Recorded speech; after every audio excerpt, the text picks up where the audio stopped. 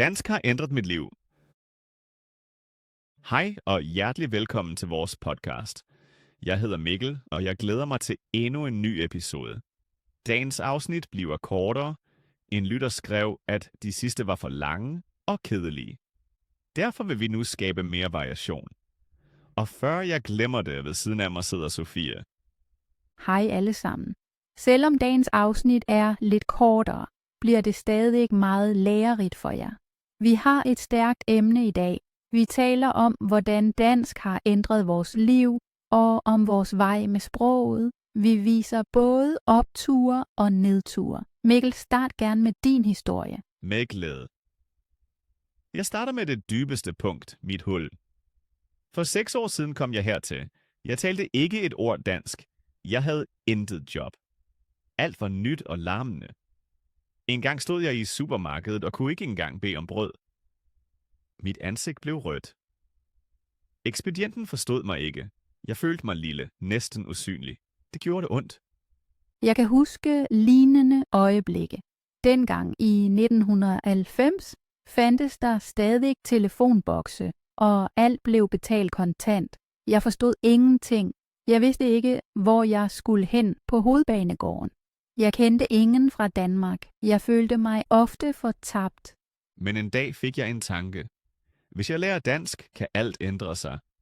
Ideen gav mig styrke, og jeg lavede en plan. I dag vil vi vise jer, hvordan sådan en plan ser ud. Vi taler om første skridt, fejl, succeser og det store gennembrud. Så bliv endelig hængende. Måske genkender du dig selv i vores rejse. Til sidst har du forhåbentlig ny motivation.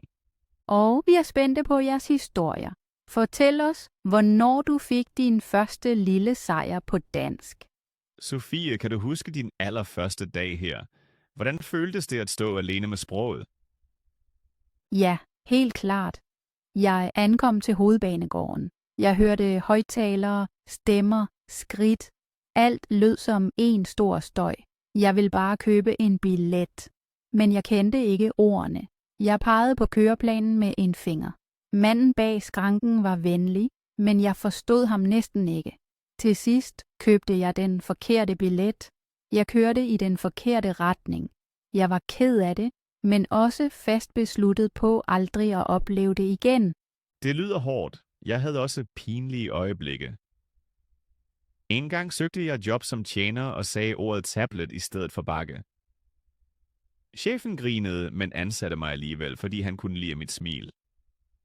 Et godt smil hjælper altid, men læring hjælper endnu mere. Derfor vil vi i dag forklare, hvordan vi kravlede ud af hullet.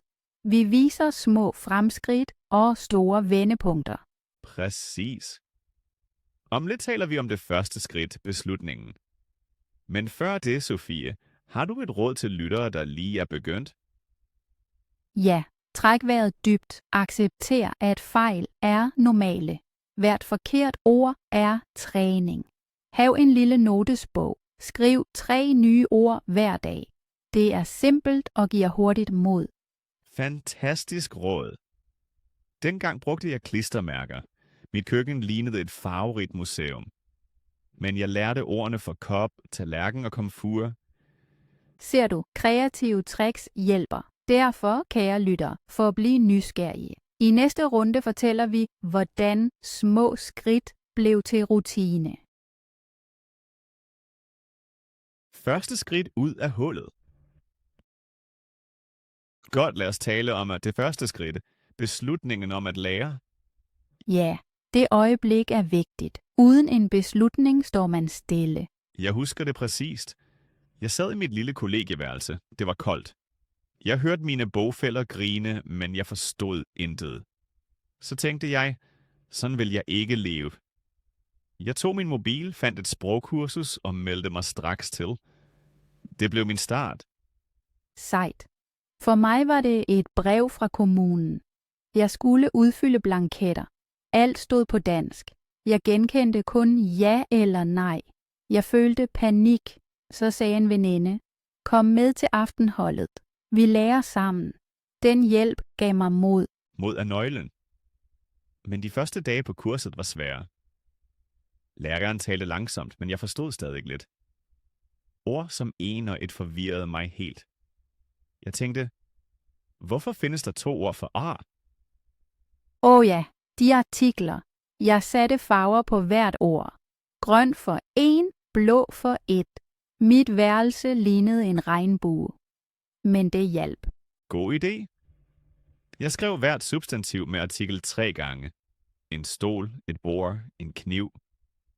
Efter 100 ord snurrede det i mit hoved. Men jeg så også fremskridt. En aften på kurset forstod jeg en lille joke. Jeg grinede på det rigtige tidspunkt. Det føltes som en sejr. Netop sådanne små sejre driver en frem. Min første succes var på en café. Jeg bestilte en kaffe på dansk. Tjeneren svarede, og jeg forstod hende. Hun smilede og sagde, at min accent var sød. Jeg gik ud og tænkte, i dag er jeg vokset. Lyttere, husk jeres første sejr. Måske var det bare et hej i opgangen. Det øjeblik tæller. Men før sejren kommer ofte frygten. Mikkel, var du bange for at tale? Ja, meget. Jeg frygtede hver samtale. Først øvede jeg alene foran spejlet. Så ringede jeg til oplysningerne og stillede simple spørgsmål, bare for at sige dansk højt. Min stemme rystede, men jeg gjorde det. Jeg skrev små dialoger på sedler. I metroen læste jeg dem stille. Derefter øvede jeg med min nabo. Han rettede venligt. Snart turde jeg længere sætninger. På kurset var der en regel. Hver dag skal alle tale frit i 5 minutter. I starten sagde vi kun navne og hobbyer. Efter 2 uger kunne vi fortælle om vores dag. Dette ritual reducerede frygt. Rutine er vigtig. Jeg satte faste tider for mig selv. Hver morgen 10 minutters gloser. Om aftenen en dansk sang. Små blokke er lettere end maratonlæsning. Det er jeg enig i. Jeg blandede læring med også af hverdagen. Når jeg lavede mad, sagde jeg så højt. Jeg hakker løget. Jeg koger pastaen. Så blev sproget en del af mit liv. Vores lyttere kan også gøre det. Beskriv jeres handlinger højt. Det lyder mærkeligt, men det hjælper meget. Et andet tip. Find allierede. På kurset fandt jeg en læringsmakker fra Polen. Vi mødtes i parken, drak kaffe og talte kun dansk. Skiftede vi til engelsk, lagde vi en mønt i et glas. Til sidst købte vi kage for pengene. Det er genialt. Bøde og belønning på samme tid. Jeg havde en tandempartner. Hun ville lære spansk. Vi mødtes hver uge. En time dansk, så 1 time spansk. Begge fik udbytte. Sofie, husker du din første danske bog? Ja, det var en børnebog om en lille drage. Korte sætninger, mange billeder. Jeg læste hver side 5 gange. Til sidst kunne jeg næsten historien udenad. Det gav mig sikkerhed. Hos mig var det en tegneserie. Lidt tekst, mange billeder. Så kunne jeg se ordet i kontekst. Det vigtige er at finde materiale, der giver glæde. Læring må gerne være sjov. Helt sikkert. Ellers holder man ikke ud. Jeg lyttede også til meget dansk musik. Jeg fandt teksterne online og sang med. Det lød frygteligt, men det virkede. Jeg dansede til det i køkkenet. Bevægelse hjælper hukommelsen, tror jeg. Kort sagt, tag en beslutning, sæt små mål, byg rutine, tillad sjov. Det lyder let, men det er arbejde. Men hvert minut investeret tid betaler sig. Sproget åbner døre, men først skal man finde håndtaget. Det første skridt er det håndtag. Smuk billede. Kære lyttere, måske tager I jeres første skridt i dag. Start småt, men start. Vi er med jer. Skriv jeres plan til os. Del jeres tricks. Sammen går det lettere. I næste del fortæller vi jer, hvordan vi byggede en stærk rutine af små skridt. Bliv hængende. Rutine og fremskridt. Velkommen tilbage. Nu taler vi om den daglige rutine, den langsomme, men sikre opstigning. Præcis. Efter beslutningen kommer spørgsmålet, hvordan holder jeg fast? Jeg lavede en fast plan. Hver morgen læste jeg i 20 minutter. Midt på dagen hørte jeg en kort podcast. Om aftenen skrev jeg 5 sætninger om min dag. Stabilt, ikke ekstremt. Det er klogt. Jeg valgte også små portioner. 5 nye ord, en mini-grammatikøvelse, en sang. De første uger så jeg næsten ingen fremgang. Men efter en måned skete noget. Jeg steg ind i letbanen, hørte 2 personer tale og forstod pludselig emnet. Det handlede om vejret. Simpelt, men for mig et fyrværkeri. Og den følelse kender jeg. Man tænker, vent, var det lige rigtige danske ord i mit hoved? Ja, jeg steg ud af letbanen og smilede kæmpestort. Kære lyttere, husk, fremskridt er ofte stille. Pludselig er det der. En anden del af min rutine var en sprogsdagbog. Hver aften skrev jeg, hvad det der gik godt, hvad det der var svært. Efter 3 måneder bladrede jeg tilbage. De første sider var fulde af fejl. Nu kunne jeg selv se dem, det gav ren motivation. Jeg havde et andet trick. Jeg optog mig selv. Jeg fortalte i mobilen, hvordan min dag var. 2 uger senere lyttede jeg igen. Først lød jeg som en robot. Senere blev stemmen mere flydende, mere levende. Fantastisk metode.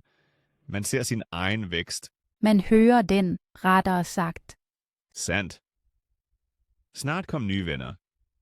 På kurset gik vi efter timerne til et bageri. Der øvede vi bestillinger. Alle købte et rundstykke, altid på dansk. Ekspedienten kendte vores projekt og hjalp venligt. Sådan bliver læring socialt. Jeg meldte mig ind i et kor. Jeg elsker musik. Jeg måtte kunne tekster udenad.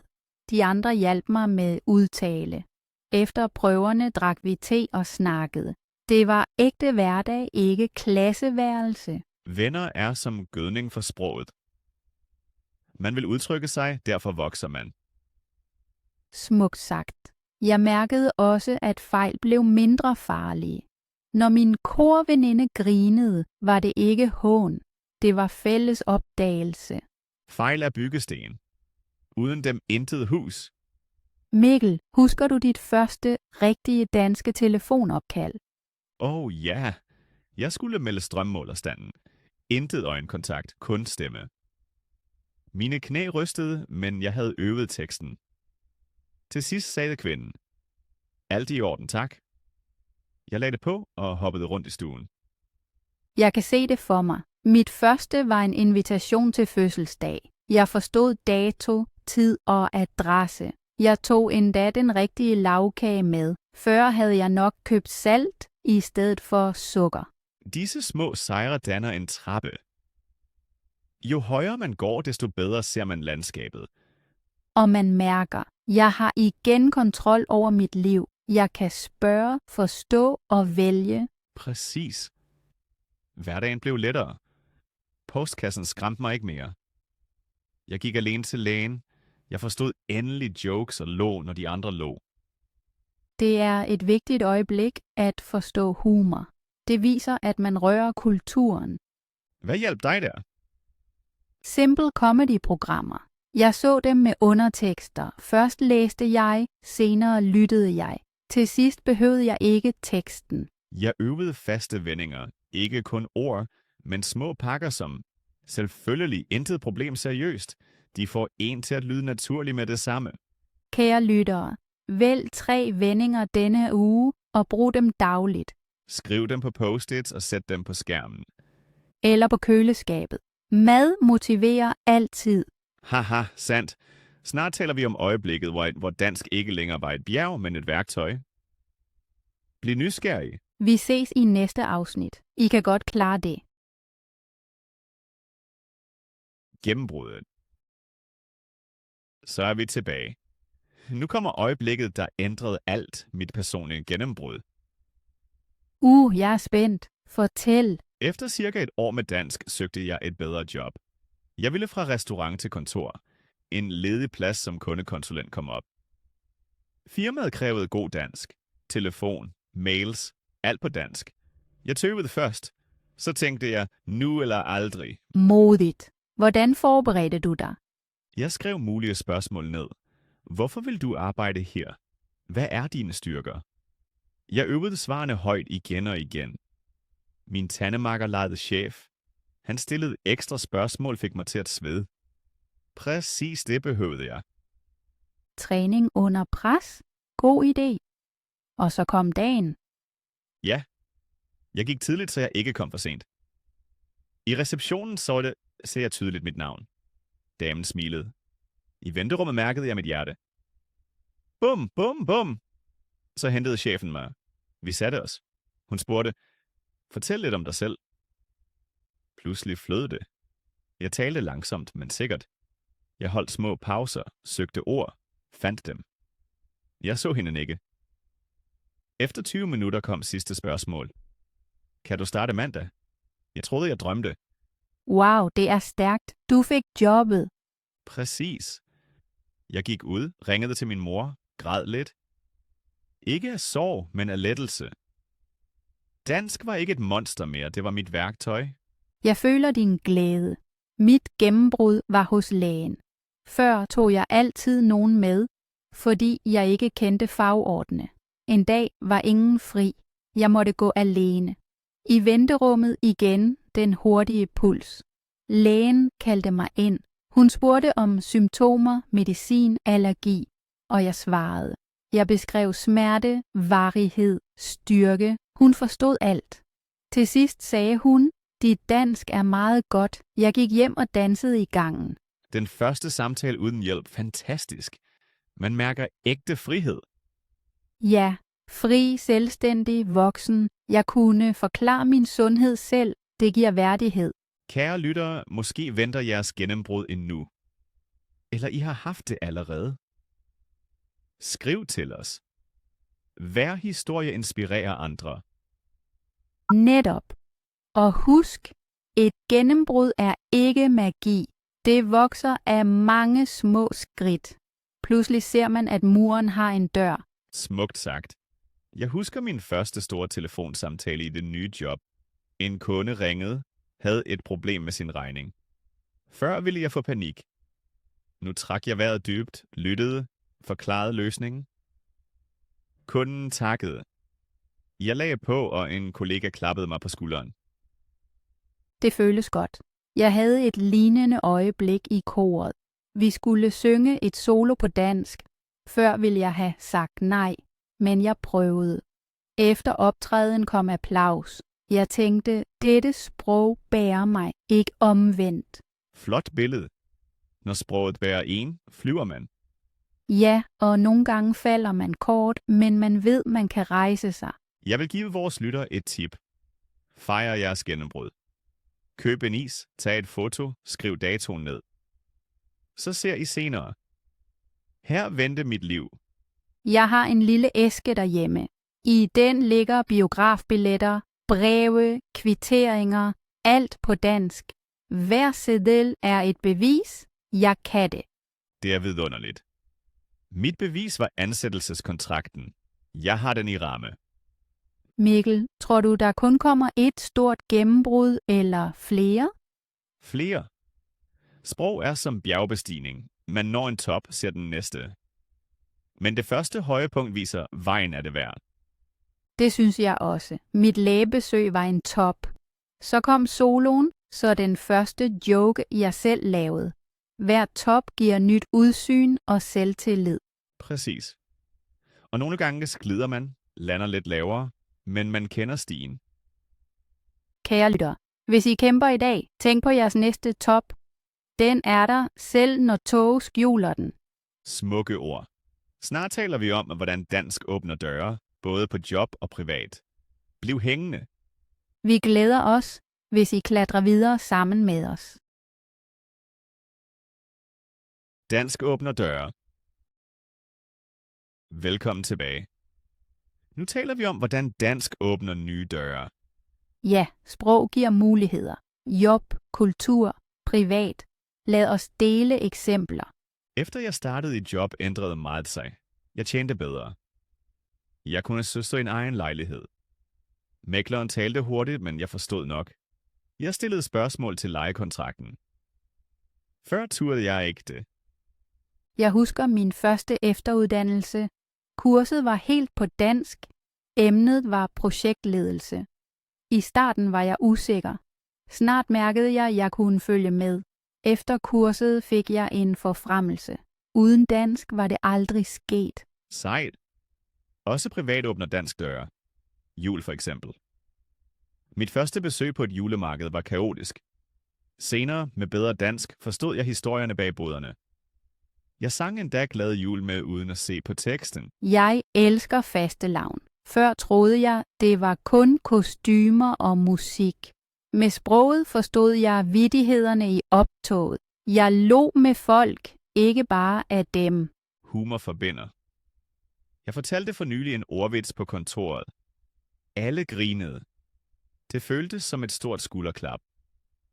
Hvad var vitsen? Jeg sagde, hvorfor kan spøgelser ikke lyve godt? Fordi man kan se igennem dem. Simpelt, men det passede til fredagens pause. Haha, fint. Humor viser ægte integration. Når kollegerne griner, er man inde. Et andet eksempel er efteruddannelse. Med dansk kunne jeg tage online-kurser på danske universiteter. Der lærte jeg marketing. Nu arbejder jeg på et lille projekt.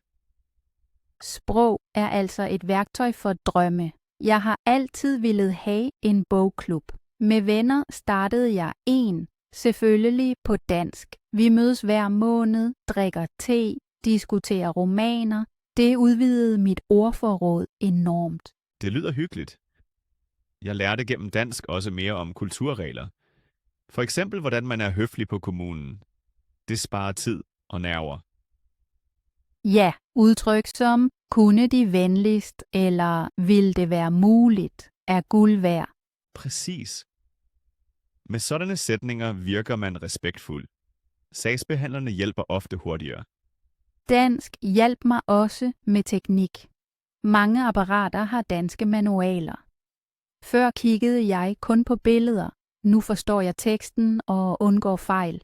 Jeg har derfor repareret min cykel selv. Videoen var på dansk. Uden sprog havde jeg nok ødelagt hjulet.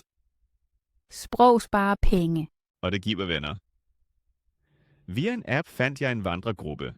Turene var om lørdagen. Vi talte om natur, politik, mad.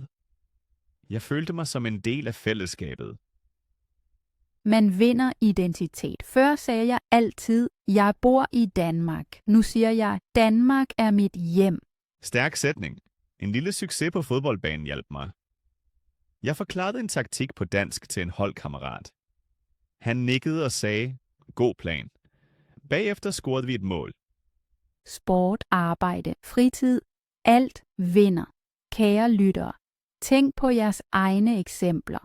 Hvilken dør er allerede åbnet hos jer? Og hvilken dør vil I stadig åbne? Måske en ansøgning, en venskab, en hobby.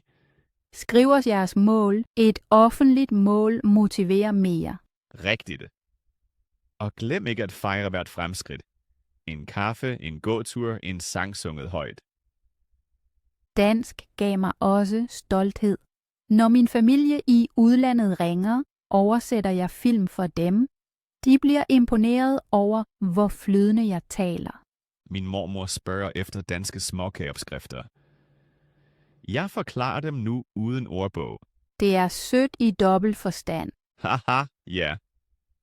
Sprog smager godt. Kort sagt, dansk forvandler overlevelse til liv. Det giver chancer, venner, tryghed og sjov. Det opsummerer det godt.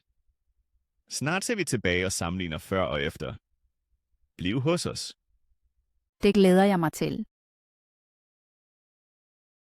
Før og efter. Velkommen tilbage. Nu vil vi gøre status. Hvordan ser vores liv ud før dansk, og hvordan ser det ud i dag? Et godt billede. Før følte jeg mig ofte som en fisk på land. Jeg gispede efter luft, altså efter ord. Stærkt billede. Hos mig var livet gråt. Alt var støj, ingen klare sætninger. Indkøb var en kamp. Breve var fjender. Præcis. Postkassen gjorde mig bange. Jeg lagde breve ofte væk uden at åbne dem. I dag åbner jeg den nysgerrigt. Måske ligger der en invitation. Før gemte jeg mig. I møder sagde jeg intet. Nu styrer jeg nogle møder selv. Kollegaerne lytter. Før jeg trak mig, fordi misforståelser var pinlige. Efter jeg søger samtaler, fordi de er sjove. Før kostede hver myndighed energi. Jeg stod tavs ved skranken. Efter taler jeg roligt med sagsbehandlere. Jeg beder om løsninger, ikke om noget. Smuk sætning. Før var jeg kaotisk hos lægen. Nu modtager jeg recepter og forstår doser. Min sundhed ligger i min hånd. Før. Fremmed. Efter. Hjemme. Så enkelt. Jeg ser 2 billeder. Først en person i mørke, kun omrids. Så den samme person i lys, farverig og klar. Dansk var kontakten. For mig gjorde det dansk overlevelse til ægte liv. Før var det en tunnel. Efter en åben vej med skilte. Jeg føler også stolthed. Den følelse af at have sig klaret noget svært, bærer mig ind i nye projekter. Lyttere, måske sidder I stadig i tunnelen. Vejen ud er nogle gange lang, men lyset er det værd. Tænk på små billeder. Et smil ved kassen, en korrekt blanket, en joke I forstår. Hver scene giver farve til jeres liv. Jeg husker supermarkedet, hvor jeg ikke kunne sige brød. I dag taler jeg der om ingredienser til en opskrift. Samme sted, nyt jeg. Eller stationen. Før forsvandt jeg i larmen. Nu spørger jeg andre, om de behøver hjælp. Pludselig er jeg rådgiver. Det viser vækst. Når man kan give, har man nok. Dansk gav os værdighed og stemme. Vi er ikke publikum mere, men medspillere. Og medskaber. Jeg foreslår idéer på kontoret. Nogle bliver gennemført. Det fylder mig med glæde. Mit kor valgte mig til talsperson. Jeg arrangerer koncerter, skriver mails, ringer til arrangører. Det havde jeg aldrig troet før. Hvad føler du, når du ser tilbage? Taknemmelighed. For lærere, venner, tålmodighed, min egen stædighed. Jeg også. Og forundring over, hvordan sprog kan åbne døre, vinduer, hele vægge. Kære lyttere, lav i dag et før-efter-billede. Skriv 3 sætninger om livet før dansk og 3 om livet nu. I vil blive overrasket. Hvis I stadig er i starten, forestil jer jeres efter. Mal det farverigt og detaljeret. Billedet trækker jeg frem. Og husk, hver dag tæller. Også dagen, hvor intet virker. Den er en del af historien. Til slut i dette kapitel en kort sætning, der siger alt. Dansk har gjort mit liv lyst. Hos mig. Dansk forvandlede mig fra tilskuer til hovedperson. Stærke ord. Snart nærmer vi os slutningen og samler alt. Bliv her. Vi glæder os til afslutningen sammen med jer. Fællesnævner og sammenfatning. Mikkel, jeg ser, vi vender altid tilbage til et punkt. Dansk giver styrke. Det er sandt. Uanset job, læge eller venner bærer sproget os. Og hvert fremskridt begynder med et lille skridt, ikke? Præcis. Et ord, en sætning, en samtale. Derfra opstår et nyt liv. Jeg tror, vores lyttere mærker nu, at vejen er mulig. Ja, vi 2 er beviser. Fra 0 til smil i hverdagen. Hvad var den vigtigste nøgle for dig? Rutine, humor eller mod? Svært at vælge. Men uden mod starter intet. Rutine holder motoren kørende bagefter. Det mener jeg også. Humor gør vejen lettere. Så mod, rutine, humor, vores treklang. Et godt ord, træklang. Måske skriver lytterne det ned. God idé. Kort opskrift på succes. Mod viser retning, rutine giver skridt, humor giver luft. Det lyder som musik i mine ører. Og musik passer til dit kor. Haha, det er sandt. Mikkel, det føles helt rundt. Skal vi så afslutte?